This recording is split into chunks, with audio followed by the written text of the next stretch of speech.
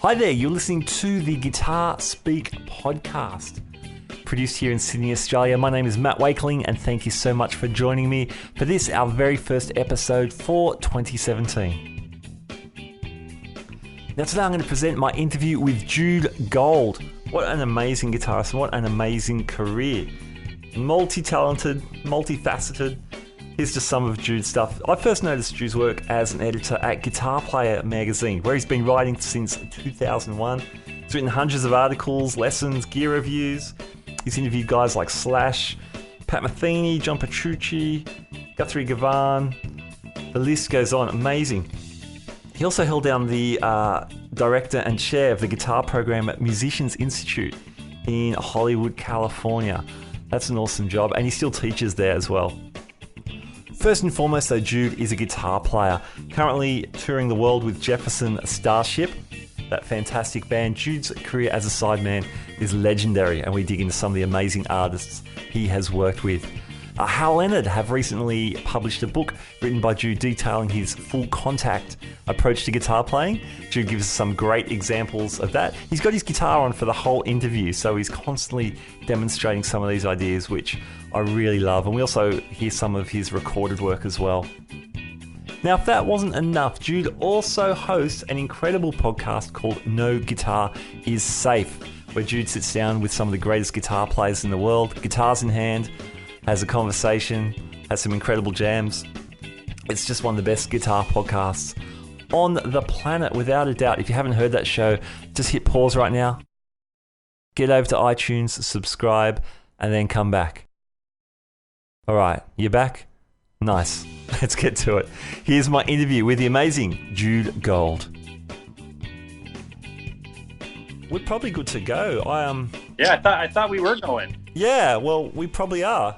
Well, I better say welcome then. Yeah, Jude Gold, welcome to the Guitar Speak podcast. As Steve Vai would say, don't say we're going to go. Don't say we can go. Say we are going. Perfect.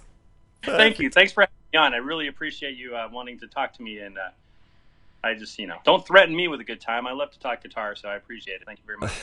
Great, man. That's so good. Man, there's so much I want to try and talk to you about today, but your biography is ridiculous. I'm going to read through a few names, and this is really only a few, but of course you're currently playing with Jefferson Starship, which I think we should talk about in more detail in a little while, but you've played with Greg Howe, you've played with Angelo Moore from one of my favourite bands, Fishbone.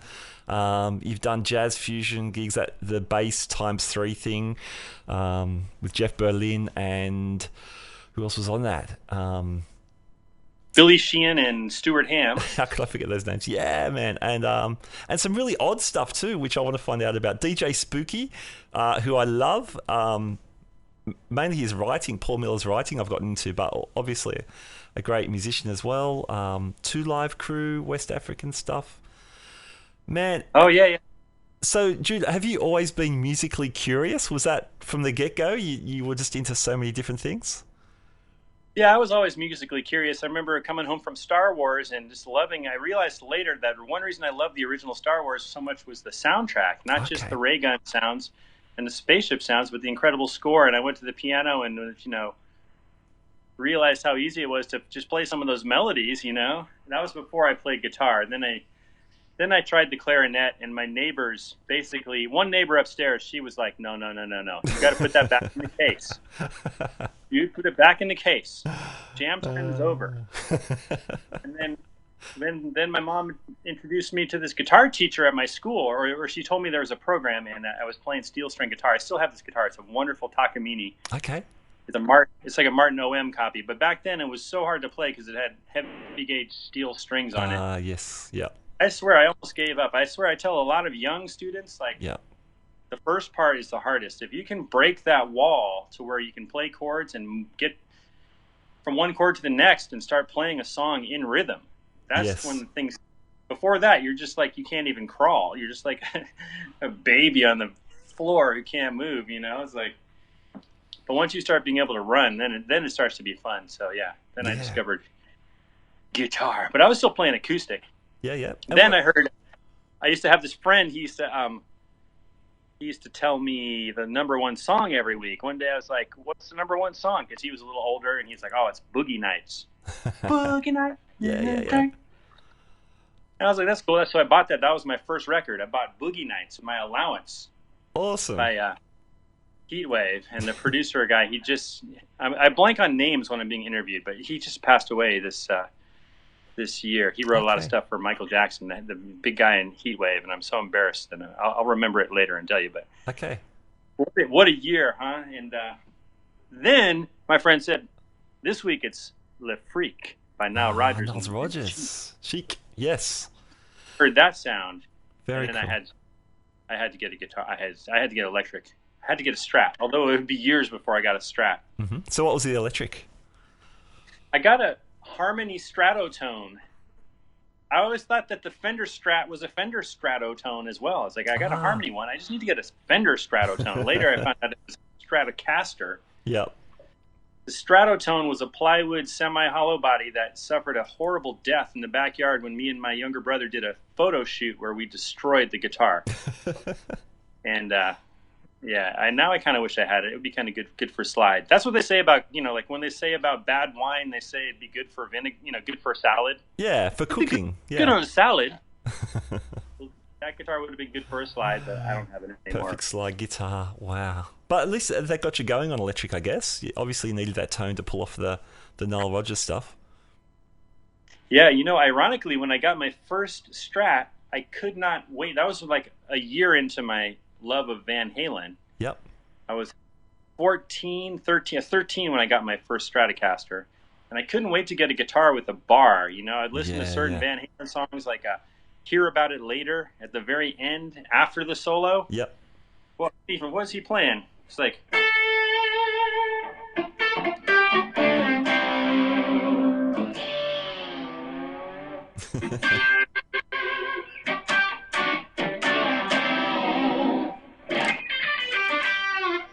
I was like, I can't wait to get home and use that bar. And then I opened the case. I got it used from this guy. Mm-hmm. It was like a 74 Strat. It was, 10 years old already. Yeah.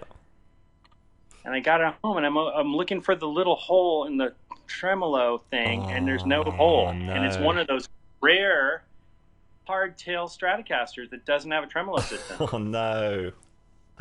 And I kind of resent that guy didn't make it clear to me. I thought that was a little low. However, in retrospect, that's the same exact guitar that Nile Rodgers calls the hit maker. The guitar of his that has no tremolo, that's a Fender Strat, he wrote all his hit songs on. Uh-huh. So I'm like, hey, I was meant to have a hit maker like Nile Rodgers, even though it has not given me any hits yet.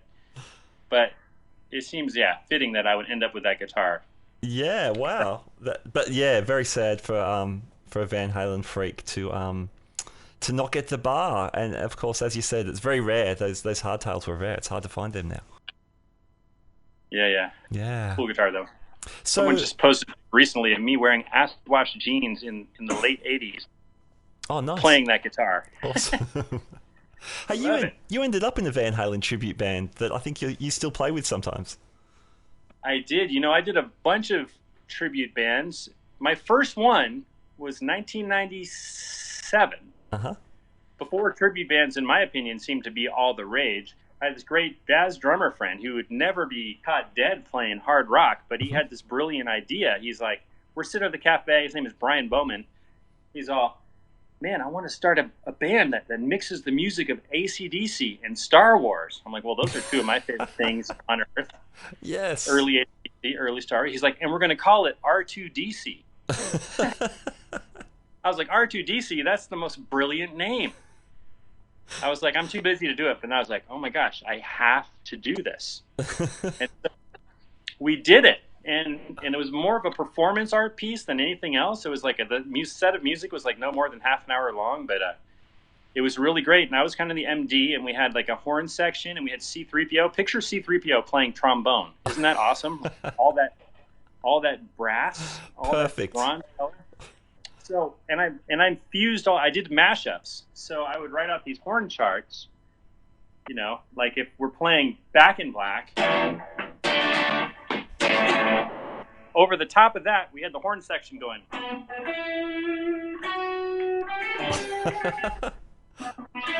Beautiful.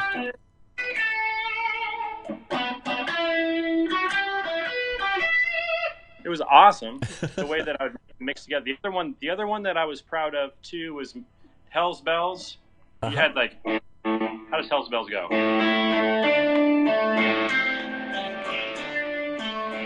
And over the top of that, we had.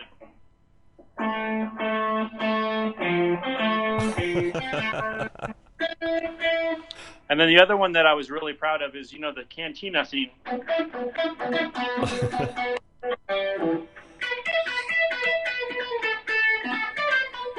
We put that over what's the name of that song? Beating Around the Bush.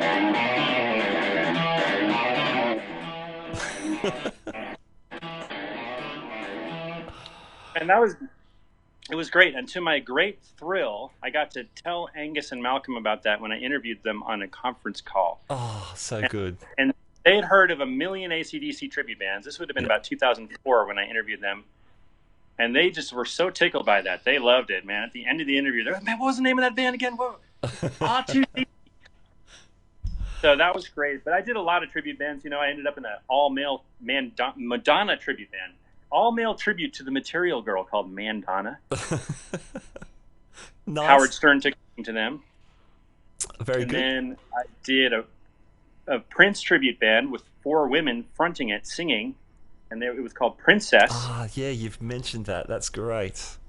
Super booty, and then a lot of stuff. And then I did an Ozzy Osbourne thing with Izzy Osbourne. And then, sorry, there's a helicopter going over. And then I did Van Halen with Randy Monroe's tribute band, Hot for Teacher. Great. And it was really cool. And then we played all over the country for like 4 years and stuff. And it was just so much fun learning that stuff. I really got into a lot of that.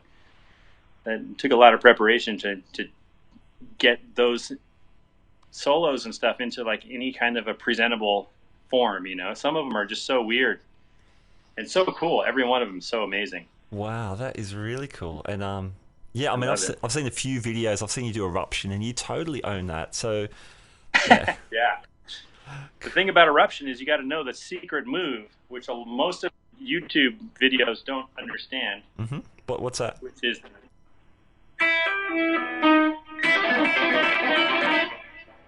and he does it again here. It's open high E string. Yeah.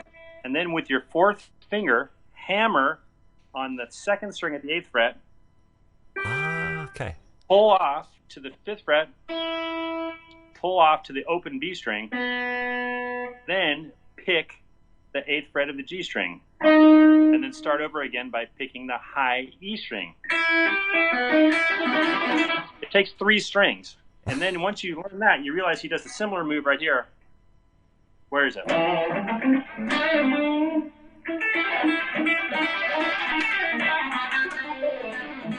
Right there.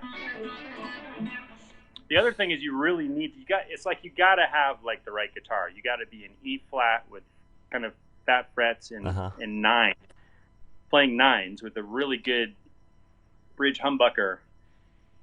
Otherwise, you just feel like you're just riding a car with 4 flat tires. 'Cause you got to have the right guitar. I'm playing a Strat right now.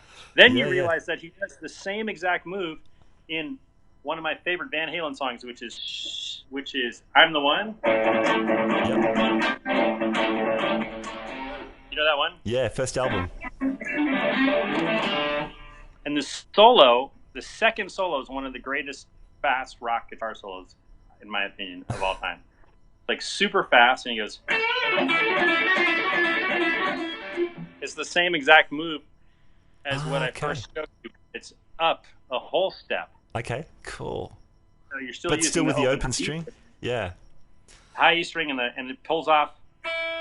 That's the pick the high E, then hammer on the B string starting at 10th fret, right? And then pick at the 10th fret of the G. So I had so much fun decoding all that, and I did it all by ear, although I did use that great program Transcribe to slow it down to half speed. Okay, yeah. Wow. YouTube is a mixed blessing because there's a lot of good stuff on there, but there's a lot of like it's a game of chutes and ladders. You might end up on a chute that takes you down the wrong thing. Sure. Yeah. That's nice with that 3-string thing, because it does sound like a 2-string lick, but with the open string, that obviously opens the whole thing up. Well, I always have the philosophy that very few guitar players play things that are physically hard. Uh-huh. If you were going to try to play that line without those pull-offs the way I just showed you, mm-hmm. it would be so hard. Your wrist would probably catch on fire. Most guitar players like to play things that are comfortable. In other words, once you learn them, it's easy to play. Now, some things are very difficult, obviously, certain classical guitar pieces. And a lot of rock guitar, man, people are just having fun, you know? Yeah. When you watch a downhill skier, it's amazing, but it's not like they're straining so much. They're kind of cruising. Yeah, sure. Cool. So that's lots of tribute bands. So, yeah, obviously you're getting in the heads of lots of amazing guitar players there. Not just Eddie, but guys like Randy Rhoads and Malcolm and Angus. That's super cool. When did you start doing originals gigs, or working sideman kind of gigs for established artists? That's a good question. Well, you mentioned Angelo Moore. That was when I was in college. I went to UC Berkeley, and we used to do original gigs all the time. And we had a house band. Uh-huh. My buddies Chris Powell and Moose Lethridge, mm-hmm. and other people, and Steve Bradley. He plays No Doubt. Those other guys. We're all East Bay from the Berkeley, Oakland area, and when Angelo Moore would come through and sit in with us, and then he actually booked us for a couple of gigs, and it was really cool. And I love Fishbone. Some of that stuff really imprinted on me. I still love music that sounds like it comes from a certain region, and Fishbone just had that SoCal sound to me. Uh-huh. Nowadays everything is really homogenized with the web. Sure. But I feel like the era when you had that, like that band sounds like that area. And Fishbone, I was always into slap bass lines, and they had one of the best slap bass lines, Bone in the Boneyard. Mm-hmm. It was called, what's it called? Bonin' in the Boneyard. How's it go?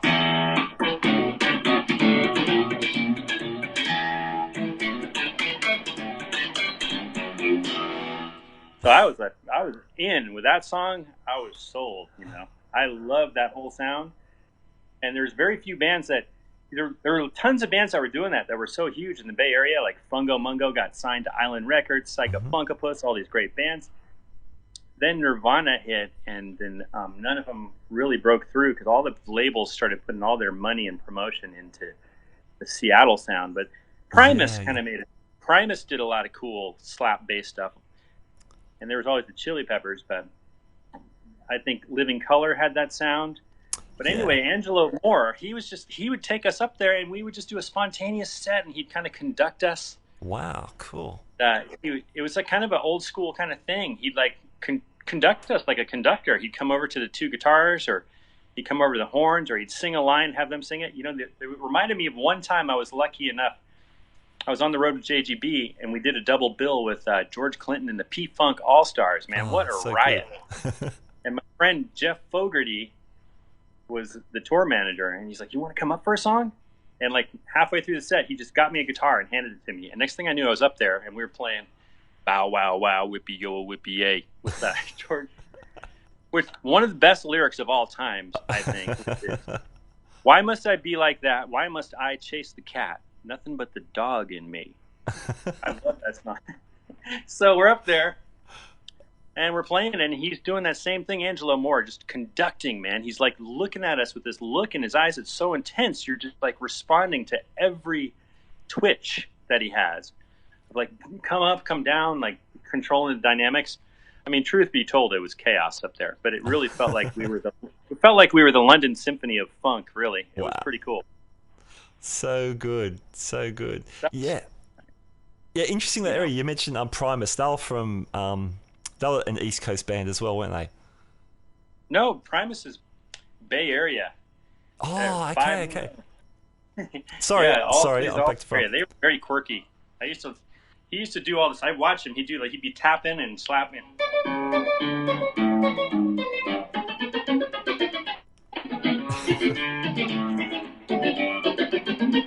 And he's doing that on bass, it really, I loved his grooves. But he had that other one, I was like,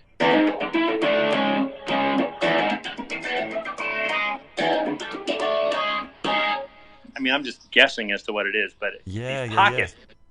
And I'm telling you, Matt, it was the best music. You could thrash to it. There were complete mosh pits, and you could dance to it. It had a groove. It was like, it makes me cry that it didn't take over the world, and I blame the Seattle sound. The record early company. 90s, yes. And he was singing over those crazy tapping parts as well, all those kind of quirky comic book almost vocals. Oh yeah, it's so true. I used to go see them every Monday night or every Sunday night at the Berkeley Square before they became huge. And if you listen to a couple of records when they play YYZ, you can hear me and my buddy making jungle noises. I'm making generic noises, so you probably can't really hear me, but you can hear my buddy. He's going, "Ooh, ooh, ooh, I swear to God, you can hear it. It's on 2 Primus records, including Frizzle Fry, which is their breakout record. Yep. Awesome, man. That's so good. When I'm talking about Coast, actually, I'm getting mixed up. Living Colour, obviously, they were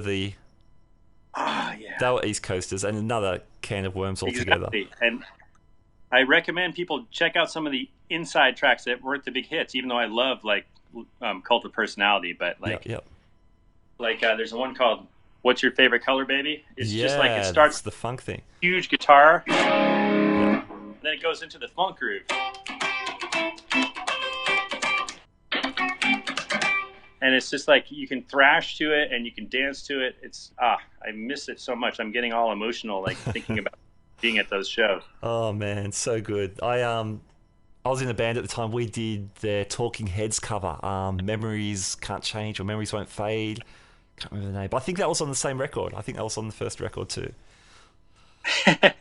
Oh, you reminded me of another one I did around that time. My first studio session for a real artist, and I wish I could say I've done more, but I was still in college at UC Berkeley, and my bass player buddy, brilliant musician, Dave Ewell, he's like, "Hey man, I'm co-producing this 2 Live Crew. I'm co-producing this 2 Live Crew record, and we need a guitar solo." So I go in there, I think I cut class to go over to the studio. One Little Indian Studios, this cool guy, he's done all these records. I forgot what he did, Easy-E or Too Short, did a bunch of rap records. I'm walking down the stairs. He's like, "I hear a rocker coming down the stairs. I hear a rocker coming down the stairs." But it's just me. I'm not really rocker, but I definitely, I brought a Strat with a humbucker and a little Marshall combo. And the song, it was blank. It was just the groove. And they were like, just kind of solo over it. And I'm like, okay, well, I'll take a solo. I'll just solo and put fills and do a big guitar solo in the middle section. Kind of shameless, shredding, although I never consider myself a shredder, but, doing my best to really play a lot of notes with a lot of distortion and dive bombs and harmonics. And to my surprise, they left every single note in that song. Oh, that's the best.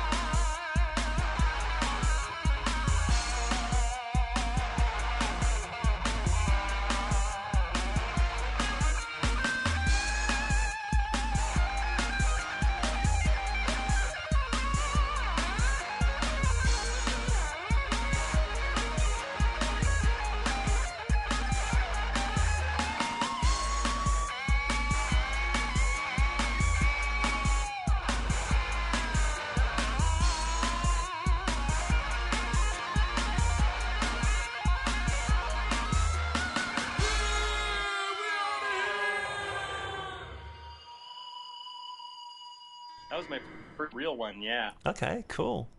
Tell me about working with DJ Spooky, also known as Paul Miller. Yeah, that was incredible. That was because I know an incredible human being named Tony Doritas. He was his composer name is Anthony P. Doritas. And he was my graduate student instructor, one of my instructors at college. And he is a mover and shaker and a really sharp composer, amazingly talented and a great violinist. And he's the head of the Northeastern Music Department in Music and Technology at Northeastern University. I love, man, Tony D. He's got so much personality. Like get it off of them right away, because this class was so stiff. And then one day the teacher was absent, and they said, Tony's going to lead the class, and he's from Long Island and stuff. And he's like, okay, so you see right here, you got your German sixth chord here, bada boom, bada bing. Then you do this, boom. And then we're talking about technology stuff. You want to run this into this, and then boom, there you go. I was like, we became buddies. And he later had one of his many long string of amazing projects. He came up with the idea of a symphony piece for orchestra and DJ. Now, other people may have come up with it, but Tony's the kind of guy that can make it happen. And he made it happen with the Oakland Symphony, which is a really, really great and possibly underrated symphony. They sound amazing. Wow. Very popular in the Bay Area. And he put it together with DJ Spooky as the DJ, and he incorporated some of my themes that we had done, just a couple of themes in there that I had written for earlier. We had some stuff lying around, some scraps. He freaking scored it for an entire orchestra. Wow. That had is me come amazing. in. And you know what? I had a real learning experience, because I don't know if you've ever played with a true classical conductor, but if you come from a guitar background, of a rock background, Mm-hmm. I'm from like the Dave Letterman school, where he throws his hand down, and when the hand goes to its lowest point, there's a drum crack. It's just bam. You know what I'm talking about? That's not how it works with an orchestra. When the conductor does the hit, they come in like 3/4 of a beat later. Okay. Wow. It's the devilish thing. And so I'm sitting there, and we're doing the rehearsal, and we're doing this part, and I got to hit these big hits, and I'm early every time. I'm ahead of the other 100 musicians. And I can't get it. And then he's like, hold on, everybody. He's like, let me hear just the guitar at letter A, bar 92. No. They're all watching me, but you're not going to believe this, Matt. The part that he called out was this part in like 11/4 or something, 11/8.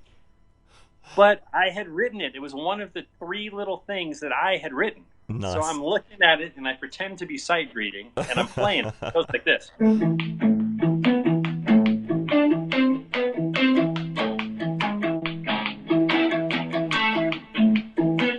It was awesome, and everyone's like looking, and they're like, "Oh, he played that really well." And then they all like wrap their bows on the stands, which is their way of saying kind of like, "Thank you for showing how it goes. Well done," or something. That's great.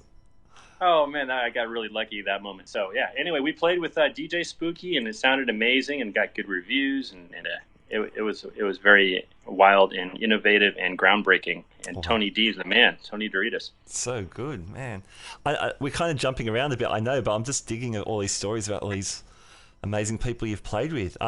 So just backing up though, when did you finish college? When did you finish at Berkeley? I finished in 95, and that's UC Berkeley in California, for anyone who doesn't know, not Boston. Yep. I grew up the same town I grew up in. I was like, you know what, I don't really want to move away. I'm kind of playing in the clubs and a little bit, and just have my musical friends and a day job. Had to support myself. I'm like, I'm pretty set here. Sure. I don't really want to. I managed to scrape my way into Berkeley as a junior after going to junior college, and I really enjoyed UC Berkeley, and I still like to visit. If you're ever in the Bay Area, it's a great place to walk around. Wonderful campus, UC Berkeley. Cool. And so what happened musically after that? So in terms of full-time gigs or touring, that kind of thing? Well, I can't recommend people enough that you just go for your dream. I was kind of being like really safe and holding on to my day job at a furniture store. Yeah. Which was really great. And my friend Bernie and Jesse, they gave me that job, which I will forever be thankful, because it put me through college. But I was like, it's so risky to give it up. But the second I let go of that and graduate, I started getting some work. Like I just, I started playing. I started teaching at Blue Bear School of Music, and then I did a little producing. I was helping produce this album for this woman named Susan Solomon, and I was a little nervous because she was like, I want to use this guy's studio named Garth Weber. He's amazing. He's this fantastic guitar player. He's buddies with Robin Ford, and he toured with Miles Davis and all this stuff. And I'm like, oh man, well, what am I going to do? But we showed up, and Garth, man, it was so great. I learned so much from him. Here's this super pro guitarist with a studio, And he was like my mentor for a few months while we did that. Mm-hmm. And he taught me a lot, like about like doing fills in between the vocals and just playing less and not playing too much and coming up with a part that complements and all this. And then he got a call to join JGB, which was Jerry Garcia Band Veterans. Cool. This was 97. They had, they were still going, like 4 of them after Jerry Garcia had passed away. Yeah. And it was a really fun band, and he didn't want to go out on the road, and he recommended me. I went down there for an audition. I was 26 or something, carried in my carried in my matchless 2x12. That's when I had a strong back, Carried that thing like from the car all the way into this warehouse. That thing weighs a lot. Matchless 2x12 Chieftain, man. I've heard you mention that before, yeah. And I just had a lot of fun. I remember that band leader, Melvin Seals, later, months or a year or two later, asked, "Why did you hire me?" Because there's some really great guitar players in the room. Yeah. Like the guy before me was so good. I was like, I don't even know his name. I wish I could remember his name. I don't know it. I was like, there's no way they're gonna hire me. This guy's amazing. He was so tasty and beautiful. And then I asked Melvin later, Melvin Seals, the organ player who played with Jerry Garcia for all those years in the Jerry Garcia band. He's like, it's like, well, you did this little hop. You're doing a solo, and you just got really into it, and you kind of hopped a little bit.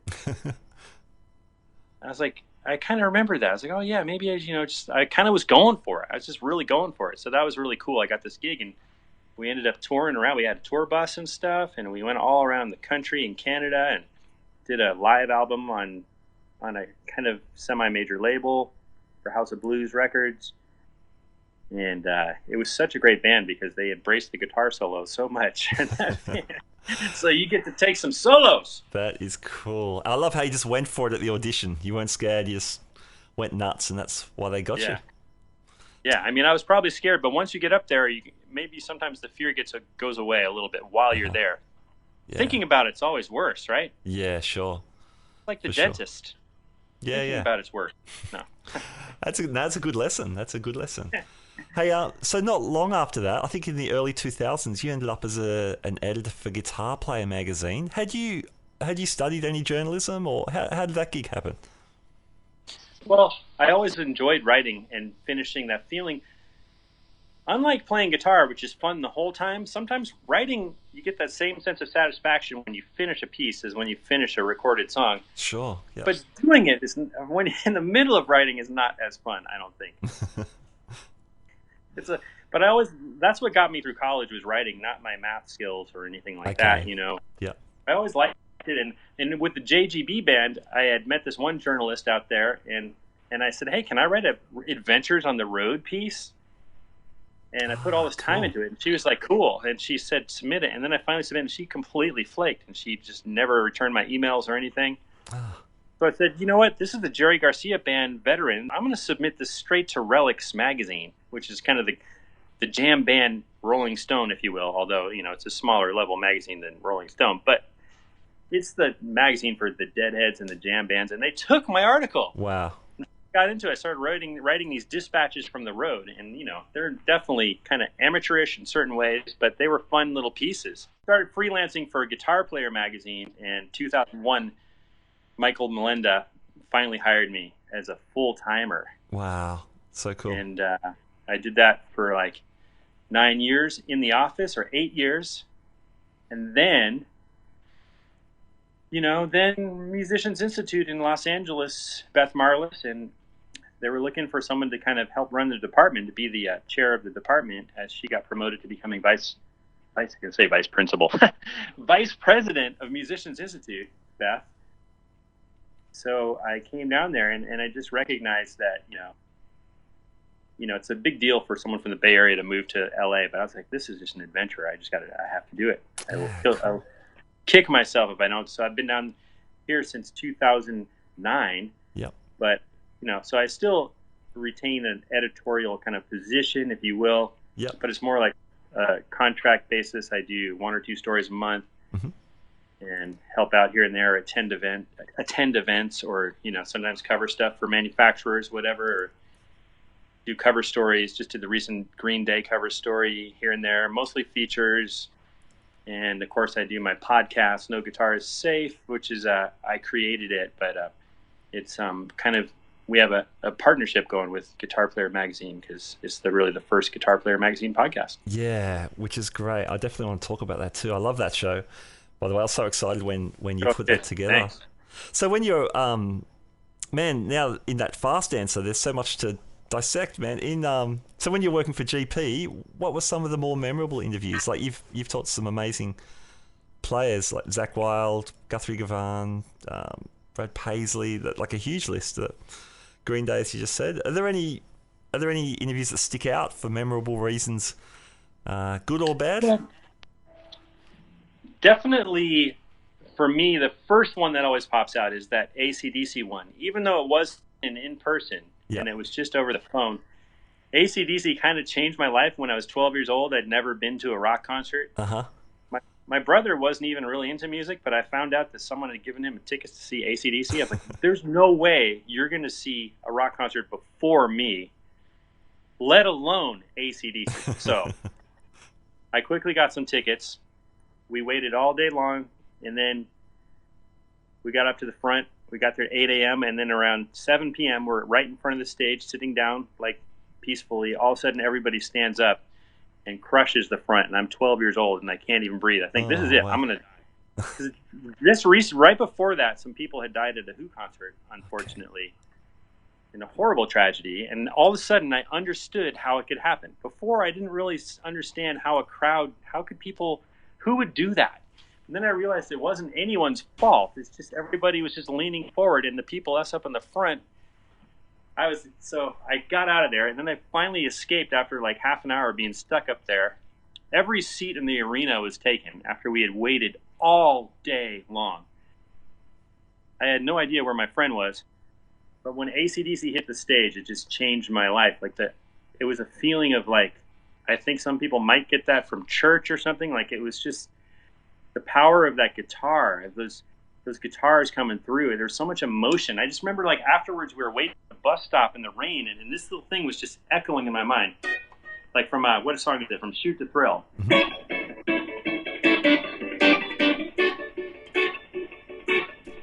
Like all the sounds that were just still echoing in my head. Yeah, and I was like, from that point forward, I mean, I was already a guitar player and everything. I was already 12 years old. Probably started when I was 9 or 8. Yeah.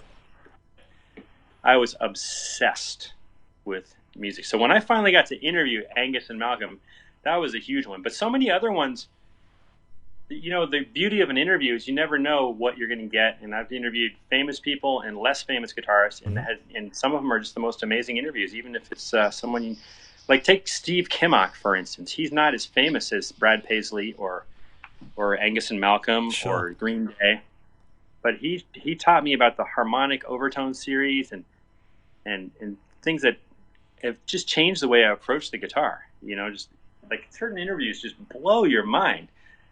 But I really like that one. I'm drawing a blank now, of course, on some of the other ones. I always enjoy interviewing Mike Scott from Prince because he's just such a funky cat.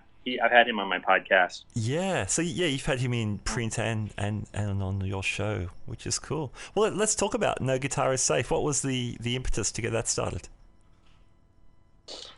You know, I always discovered how cool podcasts were when I would be driving back and forth from the Bay Area to LA, and sometimes that's a 5-hour drive. You know. Okay. Wow. And I was like, you know, there needs to be a guitar podcast. And of course, there probably were several. But I always thought, you know, the coolest thing. Well, you know, if there's one moment, it was when I was interviewing Steve Lukather for, you know, probably the second or third time. And I have to say, the biggest perk about being a guitar journalist is getting to meet some of these guys, and then over the years you actually become friends with them. I actually consider myself to be a friend of Lukather's, and he's one of my all-time heroes because of all the guitar players out there. I can't think of one who's played with more superstars. He's played more different styles of music. You go ahead and try to ask him someone. Like, heard him on some podcast and was like, okay, Neil Diamond. He's like, oh yeah, I play with Neil. Yeah, whoever. I'm interviewing Steve Lukather. I'm at his house, and no less than 5 minutes into it, he's like, "Oh man, so check this out." He like runs the other room and just grabs his guitar. and plays me a little lick. I'm like, that's not going to be on the printed page. That's not an interview. Like, I really wanted to put people in my chair. It's like, I'm sitting in the most amazing chair. Like, this is one of the great guitar players of all time. And he's looking me straight in the eye, and he's playing guitar for me. And my goal was to put people in that chair.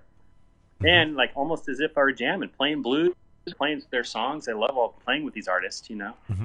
And to be able to do that. Now, Steve Lukather has definitely agreed to be on the show, but he's a very busy man. So if anyone's looking for the Steve Lukather episode, it hasn't been recorded yet. I assume one of these days we're going to hook up. Great. We don't live too far from each other. But yeah, that's really what started it. And just like, you know, and I mean, that's the beauty of the guitar. I listen to all these other podcasts. Mark Maron, of course. I love it when he interviews comedians. And they give you a little taste of stuff that they do, but you can't really do your craft on a podcast with one other dude right there. Or if you're an actor, you can't really act on a podcast. But guitar is one of those things, you can do it anytime. You could be a professional guitarist and you can be like, this is what I did, you know? Yeah, it's so good. I mean, it's just like right there. You can just show it right in the moment. The person can show what they do. Yeah. There's very few things like that. Very few things where you can interview the person and they can do it. And you can jam with them. The jamming is heaps good. I love the jamming. So you can play with them and put that in there and make it music. Because I do get tired of everybody talking about stuff. Sure. It's always good to have people actually doing the stuff that they're talking about. That doesn't necessarily work if you're talking to an athlete. You can't put him up there, but with a guitar player, you can play music with that person right there. That's cool. And I started No Guitar Safe. So good. And so so guitar player supports that in some way as well. Yeah, they help out and help me promote it. Sometimes if I send them something, they'll often help me put it out there. And, they help me find sponsors for different episodes. Great. Which is really cool. But it's a kind of it's a partnership, you know. And I love Guitar Player. I've been reading it since I was, 13 years old. Awesome, man. So good. I totally agree with the depth you can get into as well. I remember the first Guitar Player interview, first cover story. It was Vernon Reid in 88 or something, or 89, and the first record had just come out. And there was this really long story. I think Joe Gore did that interview, and it was so in-depth. And, I think we all understand print media has shrunk a little in recent years. And, the interviews, even though, it's wonderful to hear from your favourite player, in, say, an hour or so conversation that you do with these guys, you can just dig so deep and you can spend time on some of the little points, which is fun. I love the Steve Stevens interview. You're talking about, was it Dancing with Myself, and you're playing the parts, like you're saying, you can explain the parts, and I just thought it was the same hook, but in what did he say, in the verses, he adds an extra open string or something. I think he does it at the fifth string, between the fifth string and the open high E.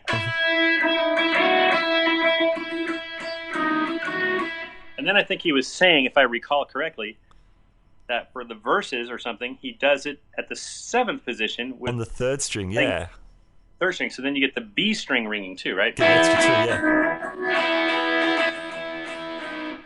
I played that song with a million cover bands beforehand and never figured that out. That's sometimes great. It's cool to get these little things. Yeah, just those little things. I find that a lot of fun. So that is very cool.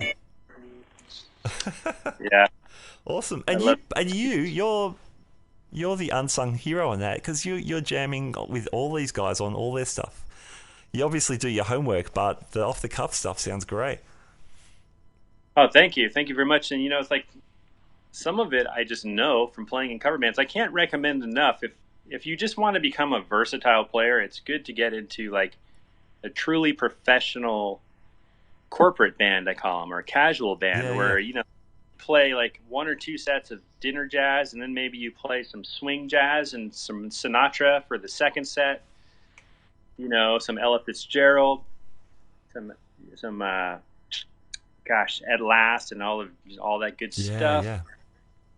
and then you get into the Motown. You to learn this whole scope of music, and then you do some 70s funk and disco and some 80s pop and stuff, and then some 90s stuff, and up to all the way to the present.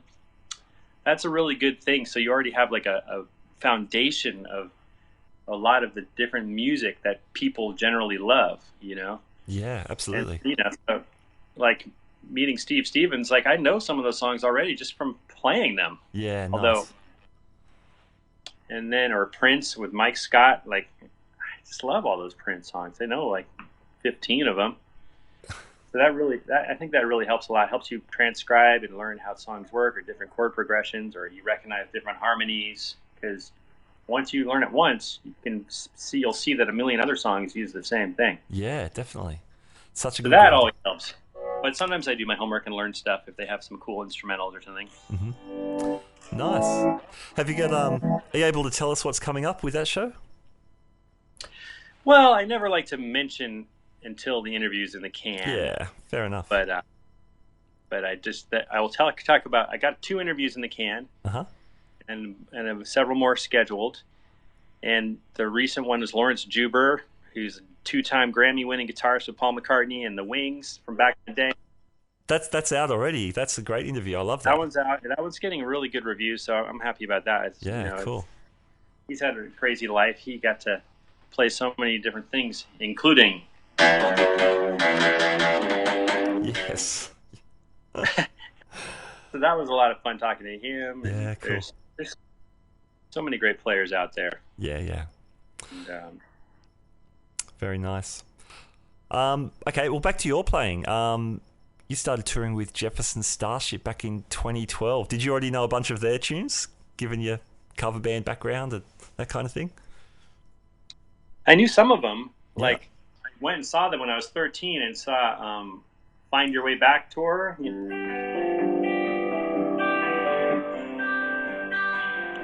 I love that stuff. Craig Chiquiso, that album Modern Times is one of the underrated guitar albums. If you like big rock and roll, check out the guitar playing on Modern Times. Craig Chiquiso is just crushing. That song, you know, has a...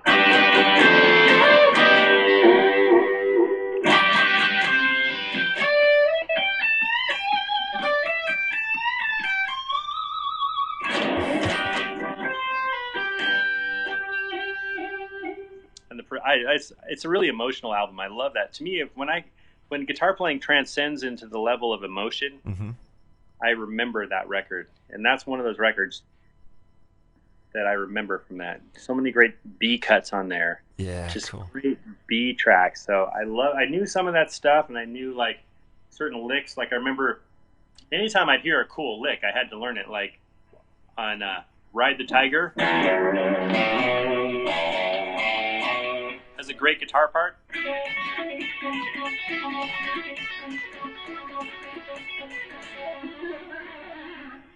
So I learned that one, and I loved all that stuff. But, you know, there's all kinds of other ones, great deep tracks with Paul Kantner that we would do that I had not known before. There's so many beautiful songs. I don't know where to begin to list them all. Like songs like Lather or Hyperdrive or Wooden Ships, just stunningly gorgeous songs that we would play every night. I always loved that about Paul. He was never, ever just going for the commercial tunes. He would play whatever he felt like. That is so cool. And you guys have been touring really steadily. I mean, even sadly, after Paul's passing earlier this year, you're still carrying the torch for his work. Absolutely. And it's still like, I mean, that was, I think it was January 28th when Paul passed away. And it seems like yesterday. It's just still so heartbreaking. But yeah, the music just keeps going on, and we're so proud to keep it just pumping forward. And his energy is unforgettable. He's one of the most rock and roll dudes I've ever met. Like, he was going to rock and roll forever. You know, Grace Slick had this, she infamously told the New York Times, they asked, how come you don't sing anymore? She's like, nothing's more pathetic than a bunch of old guys playing rock and roll. And I've come to meet Grace a few times, and I just love her. She just says the most awesome, like, sarcastic stuff. She's one of the funniest human beings on planet Earth. Yeah. But Paul's response to that was always, well, nothing keeps you young like playing rock and roll. So yeah. two different sides of the coin. Sure.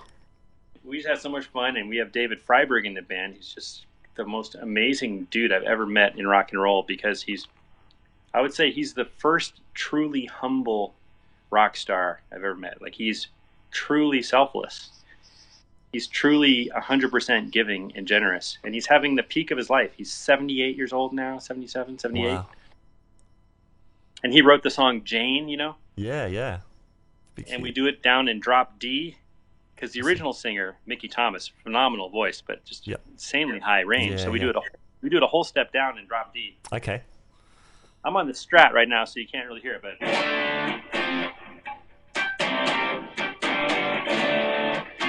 just picture that first chord with the low D. Yeah. Wow. And David's singing, and David wrote that song.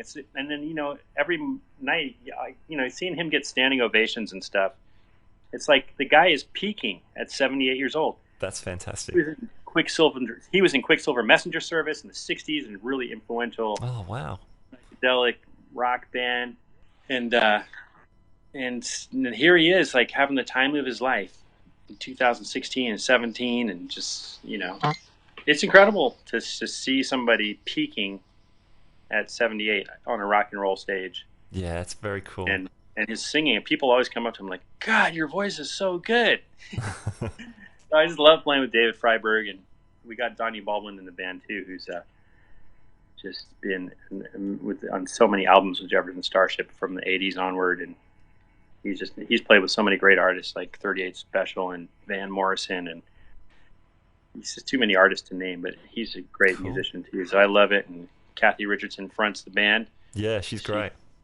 Grammy-nominated lead singer who performed on the Grammy Awards this year with the original Jefferson Airplane guitarist Jorma Kalkinen and bassist Jack Cassidy. She played with them, sang. That was a really cool moment. And got Chris Smith on the keyboards. I think that's everybody. And yeah, we got a special coming out. That's what's new. Yeah, I saw you'd filmed that recently. Thank you for checking that out. Yeah, we put up a little clip here and there, but yeah, we filmed it. It's going to be broadcast on DirecTV, a 1 hour, like, in-studio concert performance starting on December 23rd. Apparently, millions and tens of millions of Americans have DirecTV, but I don't really know too many people. Okay. I think California is more of a cable place. Gotcha. But if you've got the DirecTV satellite dish, if you're one of the 100 million people who do, you can watch it. Nice.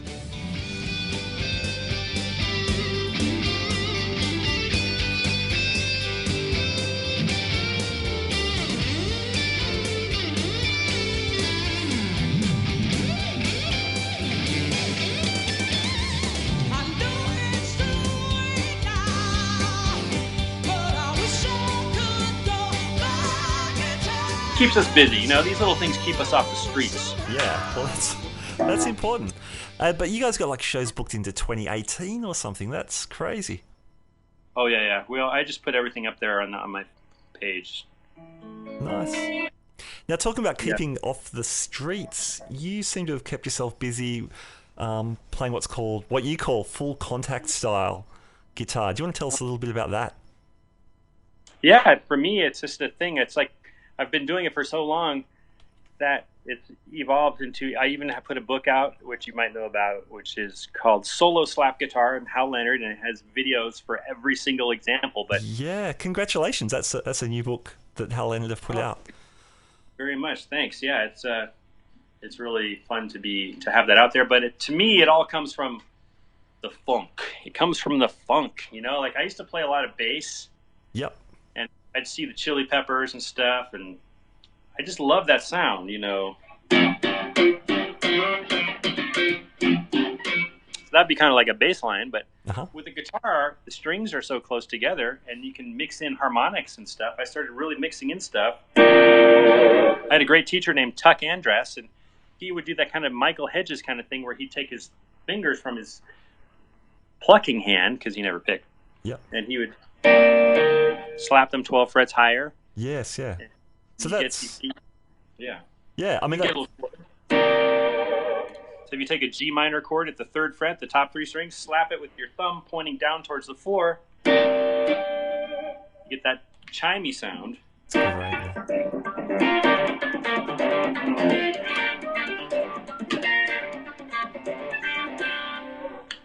And then you start mixing in the slap parts with the harmonics, where you take the Eddie Van Halen stuff where he moves the harmonic around, right? Awesome.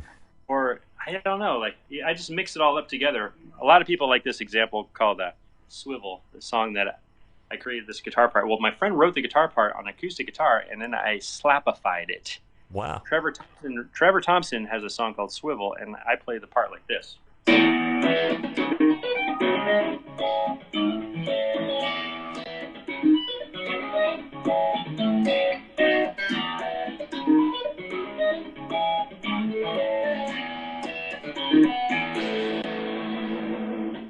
And, you know, it's just so much fun to play chord progressions out. That's so good. Oh, thank you. So I just do that, a lot of that stuff, and awesome. Have a couple of songs. I'm trying to finish my first solo record, but I do have 2 or 3 songs on iTunes or on YouTube that you can check out. Like, one of them is called Salamander, and I teach that song in the book. Okay, cool. That song rules. I love that tune. Oh, thanks, man.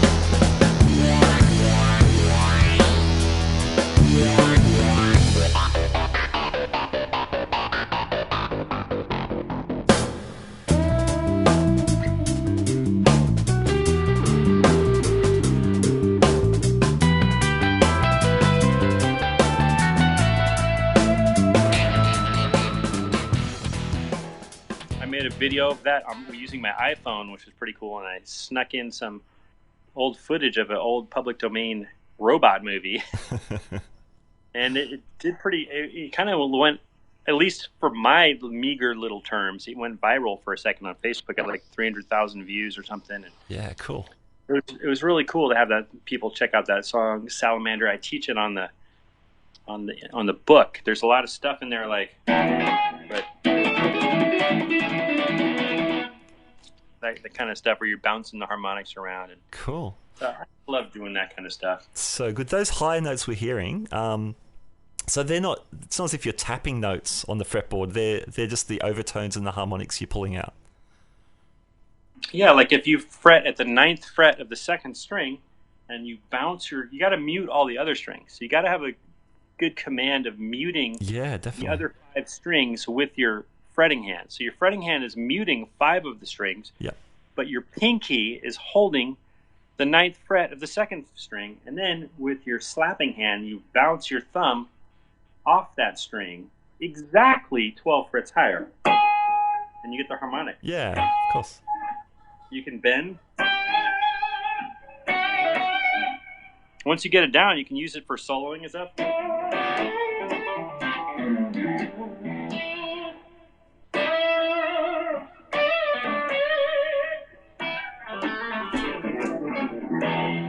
I don't know, so, and then, yeah, it's like you're just getting that octave harmonic, basically. Yeah, just that's a way cool. To get octave harmonics. It's great. Or Eddie Van Halen would do that tapping. He would do that like on Mean Street. Yeah.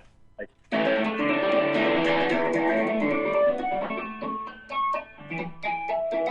I need more distortion. I need more power, Kirk.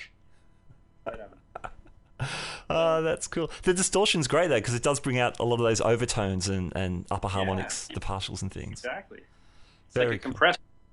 Compresses it. Nice. Brings it out. You also had you've also done a version of Funky Town using this kind of style. That sounds awesome. Yeah, thanks. Yeah, that was a lot of fun. Eric Shamlin directed the video, and he did such a good job. Yeah. He was such a professional. He's like, I just need you from 12 noon to 3 o'clock. And we're like, really? So I just show up, and I play, and we bring all the instruments. We make it look like I'm playing all 4 instruments, like both guitars. Yes. And the bass and drums. Originally, I was going to have Joel Smith, who played both bass and drums in there, but he got busy with a gig at the last minute and couldn't make the shoot. So we're like, hey, let's just have me play all 4 instruments. Nice. So the way that he cloned me and put me, all 4 of me in the picture at the same time, it looks like, I don't know how they do that. I know it takes a while. Yeah, that was cool. I like that part. And then he had the girl, Allison Hahn, come through. She was an actor, and he hired her like off of Craigslist, put an ad looking for an actor or a model, and she came through. Yeah. And she did a great job. And then he cloned her and made like 16 of her dancing. So it's like 4 of me and 16 of her. And but it all started with a humorous little joke of a lick, really, where I realized that you could tap Funky Town. Here, how's it go? while also doing the bass line. Wait, what key am I in?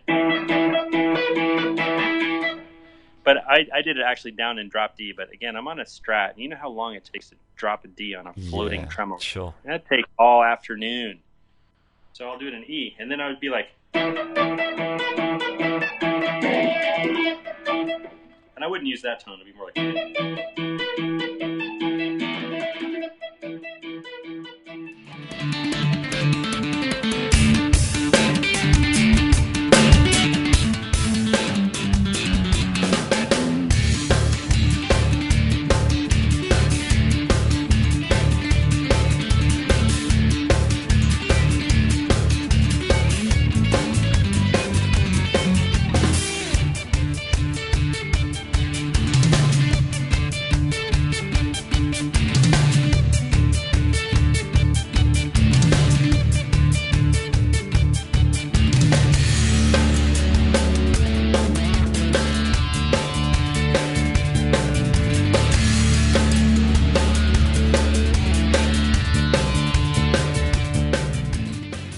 I spoke to Gretchen Menn a few months ago, your friend Gretchen, who's such a great player. Now, she told me when she was making her solo album, Hail Souls, you two were sort of helping each other out and encouraging each other to finish their solo albums. Now, she's got a solo album, but where is yours?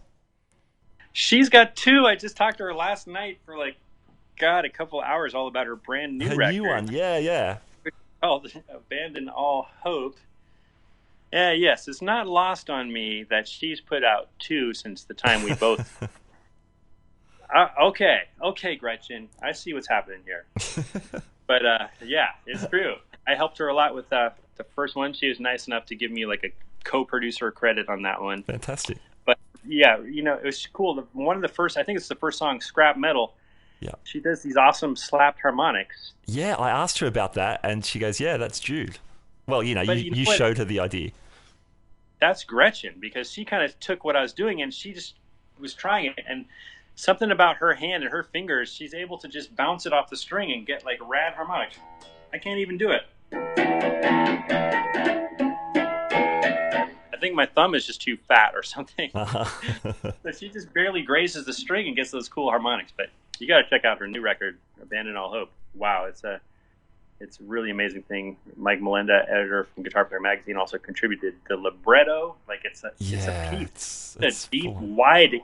It's like most guitar albums are like a little laptop screen, and then that album is like a widescreen cinescope at the big ass movie theater with Dolby Surround. It's like such a big thing that she did with that, and I'm really excited about it. Yeah, that sounds amazing. I've heard a little bit of one of the tunes, and I think it's just been released now. So yeah, Gretchen and I have tentatively talked about getting her back on my show to talk about that record a bit more. So that's really, really exciting. But Jude, we'd love to hear more of this stuff from you, man. There's another track you've got lying around, Tri Trip or something that's actually with Gretchen. Yeah, Tri Tip. She plays the harmonics at the beginning.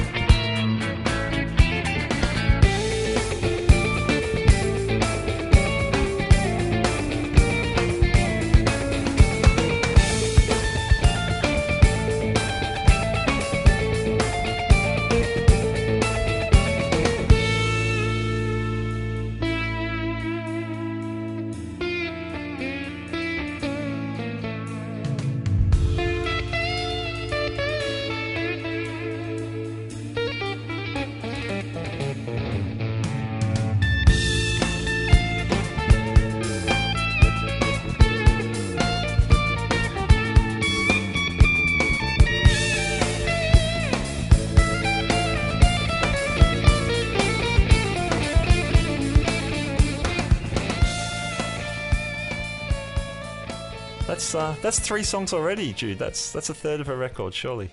I already forgot about the full band one. Yeah, one of my few odd meter moments. You're in 7. Oh yeah, I remember now.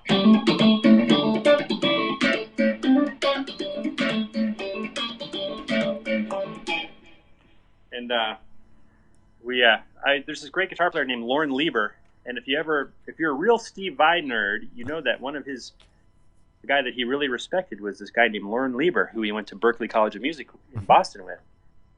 And I used to hang out with Lauren because Lauren's a genius, and he would do this thing where he'd like play like a B flat minor. Well, I don't know if he did this one, but the type of technique is like if you play a B flat major 7 at the 5th position on the top 4 strings.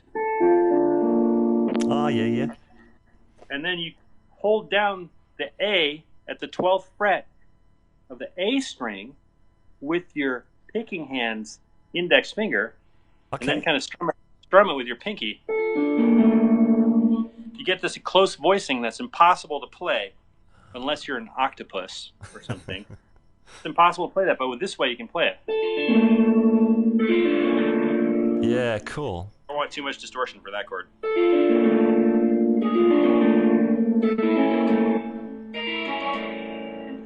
So I just was really fascinated with that sound, so I kind of wrote a little song around that thing, but I was inspired by Lauren Lieber, who's an amazing Bay Area guitar player. Yeah, cool. And actually the video with Gretchen, that shows that technique really clearly as well. That's great.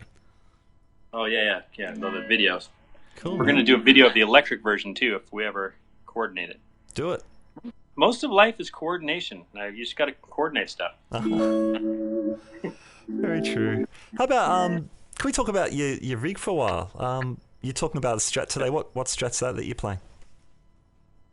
I'm playing my friend Amy Bruckmeyer's Jeff Beck Stratocaster. That's my main guitar. Okay, cool. And actually, you just reminded me of something. I can't believe this. I swapped out the neck on it and put the very neck that's in that video. And I finally took it off that guitar. I found out it's like a Warmoth replacement neck, and it's like the best neck I own. And it's just perfect radius, perfect frets, and it fit the guitar perfectly. The guitar tech was like, I don't know if that's going to work, but I had him do it just right. He's like, oh, you're going to be surprised. It worked out perfectly. It's like an unfinished bird's eye maple neck. So that's my main guitar. I mostly use backline amps on the road. Okay. I've really taken the Marshalls, and we've had a revelation. Even in like a theater and stuff, like it can be really loud if you're cranking Fender Twins straight at the front of the audience and a Marshall. Yeah. So we'll aim our Fender Twins and our Marshall cabinets pointed up at the ceiling. Ah, okay. Yep. And this is something I learned from my friend Ken Harrell. Mm-hmm. Great guitar player in San Jose, California. I saw him doing that. It's so cool. You can crank it up loud. Nobody's getting beamed, and it's not like melting anybody's face. If you want it to get louder, you just back up and get closer to it. Perfect. That's great. It's like a light going up in the sky of sonic bliss. Awesome. I always like the way. Don't you like? I don't know. I very rarely like the sound of a guitar amp right in my face. Oh, that has to totally. be an amazing. Yeah. Has to be the most amazing tone. Like for me, a big part of the sound is the sound of the guitar bouncing off the walls. Yeah. I can't tell you how many. It took me a long time to realize this. Like I'd see a band playing in the square. I'd be driving around looking for a parking place, and it sounds so epic. I'd hear the guitar bouncing through the downtown city center. Some band rocking out in the park, and I'd hear the solo, whatever it was. Yeah, for sure. I just love pointing the speakers up and getting out of the way, and then like I adjust the sound of it by my ears, like by where I stand on stage. Yeah, some people turn around backwards, but then you can't go up to it and get feedback off of it and stuff. Mm-hmm. So I pointed at nobody. Uh-huh. I pointed up at the lighting trusses. Yeah, cool. That's been kind of fun. I've been doing that. Nice. And do you have I know you take a little pedal board around. What's on that? Well, I take right now I'm using just a pedal train board, and I can't figure out why. I still have this problem with Velcro. Pedals slip around. They get heat. Like, I don't know. How do you keep... I don't know how people do it, but I'm still having pedals sliding off their Velcro, and that stuff that's somebody who can fix that problem where we don't have to deal with Velcro. Then you deserve a Nobel Pedal Prize. Yeah. I would say. I mean, I cable tie, but it's a little bit permanent. That's all. I like cable ties too, but it works better with certain pedals than others. But Sure. yeah, cable tie. I really like the Holy board that guy's making. He's such a cool dude. And I'm forgetting his name at the moment, but he makes the Holy board, which is really cool. It's a little heavy for me. I wish it was like really lightweight material, but with all those holes for the cable ties, it's really a genius idea. So that's a really cool board. Got one of those, but I don't know. I got the Boss DD500. It's a good all-in-one travel delay. I don't have anything. I don't have anything super fancy. I want to get like some Strymon stuff at some point, but you know, like the Dude distortion pedal is pretty cool. The Dude. I got some full tone stuff. What's that, Octafuzz? Yeah, nice. That sounds really good with the volume halfway down. I really love the Boss Terra Echo. That is a very underrated pedal. If you like psychedelic sounds, check out the Terra Echo. It's really cool. I don't know if you've ever seen my Embryonic Journey, but I do this old airplane acoustic piece. I do an electric guitar. You're an electric for that? Yeah, I've seen that. That's cool. And I often hold down the beginning where I hold down the pedal and you just get the most shimmering fairy dust sound. I think that's a technical term there for you. Shimmering fairy dust. Google that, kids. Yeah, it just holds the sound, and then if you let it go, it's just like, it's a good little, it sounds like some crazy boutique echo that's a Boss pedal. Now it's available in the DD500. Great. So I have multiple pedals in one. I don't have to bring the Terra Echo because it's already in the DD500, which is pretty cool. Yeah, nice. And that's a pretty smart pedal. There's so much cool stuff all the time. How to keep up with it. I like that little EP compressor too. I use that one. Okay, yep. The mini pedals. Yep. Sounds really good. I also like my Keeley compressor, but the exotic. Did I say TC? It's an exotic compressor. Okay. But is that I forgot the name of it. Yeah. It's so small. To me, it sounds really good too. So I'll either bring out the Keeley or that. Distortion pedals, it all depends on the amp. That's what they don't tell you when you're a kid. Yes. It depends. It's going to sound so different through different tubes or different preamps, or a preamp that has a lot of headroom, or a preamp that compresses really easily. Yeah. I love that Dude preamp. That Dude distortion pedal through certain amps, but through the Marshall, it all depends. Sometimes just a tube screamer. Got a Keeley modded tube screamer. Okay. Through the Marshall, night by night basis. I often like to use the amp tone itself for distortion if possible. Especially my favorite tone that I had recently on a Embryonic Journey, and it's actually on the line. I don't know if I put it up or someone put it up. I think they put it up. I might have put up my own version of it. Embryonic Journey, Jude Gold, Sweden. I'm not trying to promote myself, but it's the only time I played it in Sweden. And the interesting thing is there was an Italian baggage strike, and they held on to our suitcases and pedal boards for 3 days. Wow. I had no pedal. I had one guitar. Yeah. My other guitar and my everything was gone. And the sound guy there, I told him, hey man, when I play Embryonic Journey, you could put a little, you could turn up the soul and talon knobs, if you know what I mean. So a lot of engineers know that to mean a little reverb and a little delay. That's the soul right. And the talent.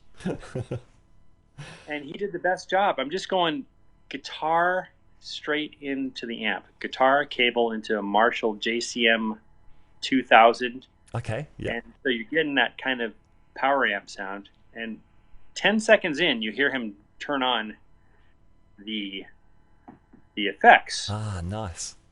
And it's the most beautiful stereo. I think that's the best it ever sounded.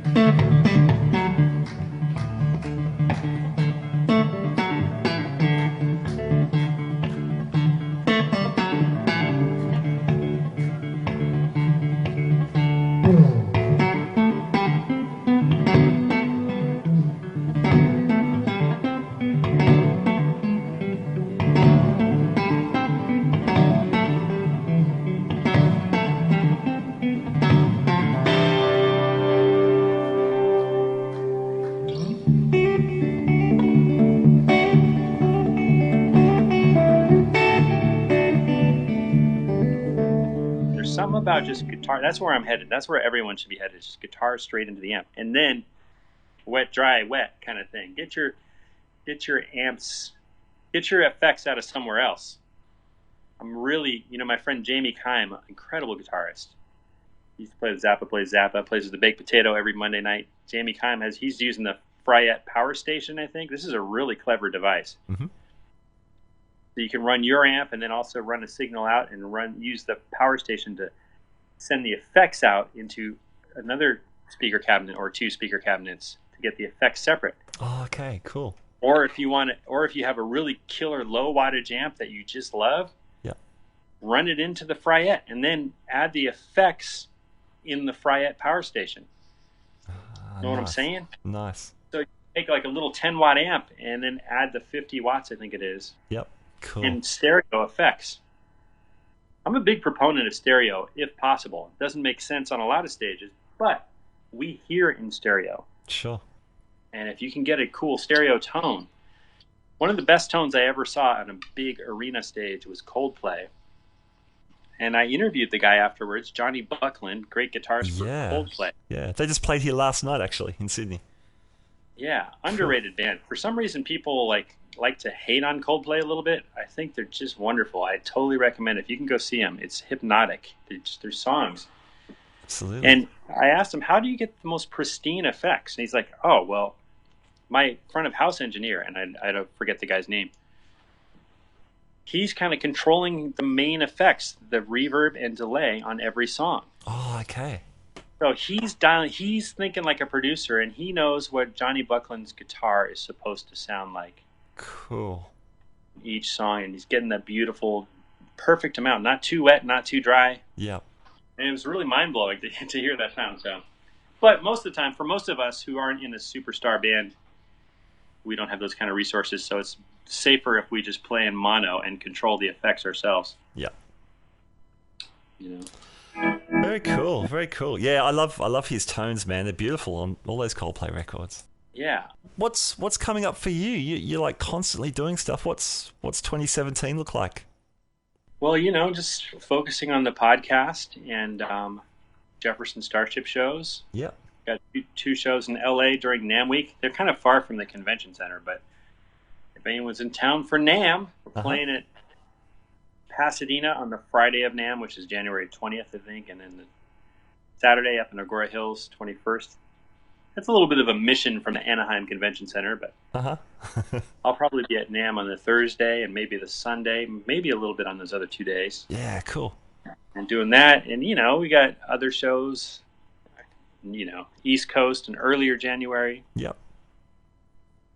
Got that, that special coming up December 23rd. You can always keep up with me on Twitter or something for the latest. I like Twitter. Twitter's underrated. At Jude_Gold. There's just so much craziness happening on Twitter. People are posting live. But I'm on Facebook and all that stuff. Yeah. Yeah, we see on Instagram and all that kabaz. Very cool. And your website's great. Your website, unlike a lot of websites, you seem like that's pretty up to date most of the time and has some cool stuff on there. That's funny you should say that. I just updated it recently. Okay, nice. That was good timing. Dodged that one. Nice. I just had an interview. I won't mention names, but I was trying to do the maths based on something on their website, which was like 10 years old. So I was like a decade out when I asked the question. I'm like, okay. Yeah, I wish I could. Yeah, it's hard to stay on top of everything. I mean, people are very lucky if they're a successful artist where they can hire someone to update all that stuff. Yeah, sure. And it is crazy time consuming when you've got better things to do, like play guitars and play shows. Is there anything else we should know about that you're working on, Jude? I can't remember. I'll remember later, but no. No, that's cool. I think we've covered heaps of stuff, and really it's only touching the surface of your amazing career. And man, yeah, so thank you so much for your time. Definitely I would encourage people to definitely get on your website, follow you on the different social media, and chase up some of this stuff. Thank you so much for having me, Matt. It's just incredible. I really appreciate it. And nice words. I interview a lot of people who have truly amazing careers, but it's nice of you to describe mine as such. Oh, absolutely. Absolutely. Do you know what? The trouble for me was thinking, what am I going to talk about? Not because there was nothing to talk about, because there was so much. So great. Good on you. Keep it going. And I'd love to hear some more solo stuff if I can place one order. But I appreciate the vote of confidence. Thanks. Coming up soon. I'm on it. Cool, man. All right. Well, thanks, Jude. We'll keep watching out for your great stuff, and we'll keep listening into No Guitar is Safe. And wish you all the best for the holiday season and the new year. Thanks, you too. Thanks, man. Happy holidays. Keep in touch. Let's jam next time you're over here. I want to come there too. All right, there you go. There's my interview with Jude Gold. Man, I was giving Jude a hard time about getting his solo record together, but he is so busy. He's got so much going on and seems to do it all really well in his stride, you know. Great player, really passionate about the guitar, and that can only be inspiring for us. All right, so definitely check out Jude's stuff. His teaching, his playing, his podcast, his writing, all that stuff. It's so good. And I was very honored that Jude would be on the show here. Hey, we've got some great other episodes you could check out, especially if you're new to our podcast. We've got interviews with guys like Andy Timmons. Man, that was so good speaking to him. Gretchen Menn, Rob Balducci, some amazing guitar players. Also some really cool builders. We spoke to Maton Guitars here in Australia. Sully Guitars, Roni Guitars recently. Pat Keegan, who built my custom guitar from Ulladulla, Australia. Beautiful Jag, Telly, Jazzmaster kind of hybrid. Anyway, there's lots of cool episodes you can check out, another 31 or so. So you can subscribe to us at iTunes or at Stitcher, or check us out at guitarspeakpodcast.libsyn.com. We're on Instagram, Guitar Speak Podcast, and Facebook, Guitar Speak Podcast. So yeah, drop around, say hello. Comment on the episodes. We love to hear from you. If you're enjoying the episodes, why not share them throughout your own social connections? That makes a really big deal to us, a really big difference in us getting our episodes out and about, and we really appreciate that as well. All right, it's been great presenting today's interview with Jude Gold to you. Thank you so much for joining me, and we'll see you next time on the Guitar Speak podcast. Bye now.